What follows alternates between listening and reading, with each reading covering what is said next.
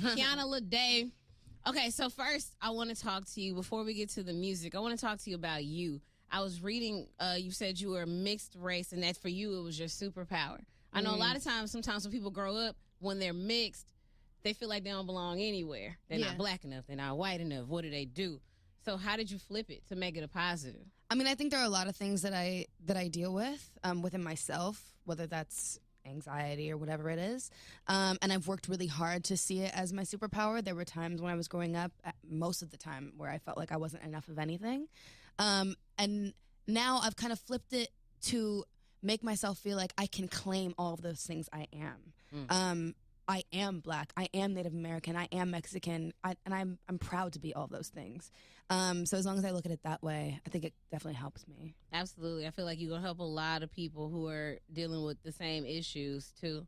Like, I think we all have identity things going on, whether you feel like you're too dark, you're too skinny, you're too fat, you're too tall, whatever. Definitely. So to be able to flip it to a positive is dope, especially to be your age, because you're like 12. So you signed your first deal, you was, what, 15? Yeah. It fizzled, but tell me how it was for the time you were signed. Like, you're a baby. You got a whole ass, like, record deal. Yeah, it was definitely a lot to handle. I feel like signing when you're that young is never a good idea because you don't really know who you are. Nobody knows who they are at 15. Yeah. They might think so. I thought I was a grown-ass woman when I was 15. But you really don't know who you are, anything about yourself. So how are you supposed to make music that is true to you and honest to you when you don't really know who you are? So once I, figured out who I was a little bit more, because I'm still growing and still learning every day.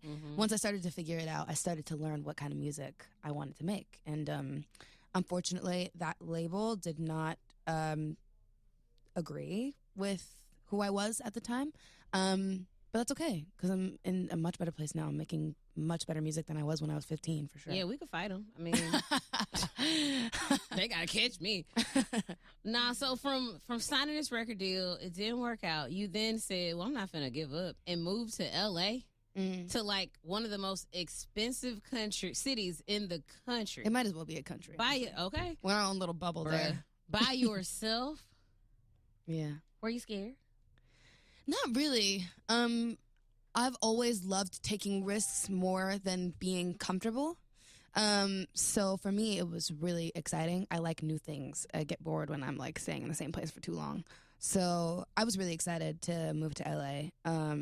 There were definitely things along the way that I was not prepared to handle. But now I'm a much stronger person at the age that I am at right now because of all those things happening to me when I was young. So how you pay the rent? I actually, to save up for moving to LA, I worked at CVS. And then I moved to LA. I worked at a gymnastics center in the office, and then I was a gymnastics teacher. And then I stopped doing that because I really wanted to find jobs within the music industry where I could make money. So I started like demo singing for a lot of people and writing like, trash for cash stuff. I asked because I think a lot of people feel like the fantasy of I moved to LA with $12 and then I just somehow made it happen. Like, nah, you 100%. Had a job. No, I had a whole job. Yeah. I think it's important for people to understand if you want this dream, you might have to do some stuff you don't necessarily want to do to get where you're trying to be. 100%. I think that's definitely a place where people get lost. They think, oh, I'm just going to do what I want to do, but that's not really how it ever works. Yeah, that rent high. I was like, it's no, high. Okay. So let's get to the music. Can we talk about your song X? Listen, when I tell you I felt that on a spiritual level, it's a dude right now named Gabe who I wish we could just go back to being cool. Like, stop treating me like, I get it, it didn't work. Okay, cool. But like, damn, we used to be like super good friends. You write this off personal experience? No, I didn't write this song. It's the only song off my EP I didn't write. But I felt the song. I only cut songs when I feel like they are what is missing from the presentation I'm giving about my life. And when I really feel like I could have written the song myself because that's how close it is. And X is one of those songs where I totally felt that way. I just couldn't put the right words into a song to make it perfect, and somebody else happened to do it. So I sang it. Nah, I felt every word of that song. I listened to it like 6 times. I felt it in my soul. I was like, bro, thank you. Because, you can't find the words. Yeah. And then somebody else says, you like, oh, yes. Exactly. God. Yeah. All right, so the EP, Selfless, available everywhere and all that good stuff, right? Yeah. Why'd you name it Selfless? I named it Selfless for 2 reasons. One, because I realized I didn't have a sense of self. So I was selfless because I didn't have a sense of self. The second reason was I gave every bit of myself to every person I came came in contact with. And realizing a lot about myself throughout all the people that I was seeing over that year. I just really, at the end of all of that, after breaking up with my ex and coming into contact with all these people, realizing that about myself, I realized I needed to sit with myself to understand and love myself a little bit more and gain a sense of self.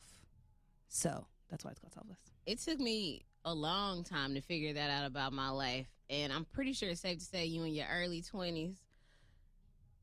How did you get so smart? Like right now, because I'm telling you, I just started getting that like a couple years ago, and you already there. Thanks. I mean, I feel like I'm pretty self-aware. Yeah. I'm my own worst critic, so I spend a lot of time during the day analyzing my thought process, and analyzing my emotions and why I react to certain things the way I do. And I think that's, I don't know. I just spend a lot of time thinking about why I am the person that I am and why I do the things I do. That's important. It comes through in the music. It's obvious. Thanks. That like you're not just some dingy chick trying to sing. Like you actually have something to say, and that I can appreciate. Because I think I'm subconsciously harder on women. Because I'll be like, can you please talk about something? Yeah. So I can appreciate the fact that you sing about something. Thank you. Ugh.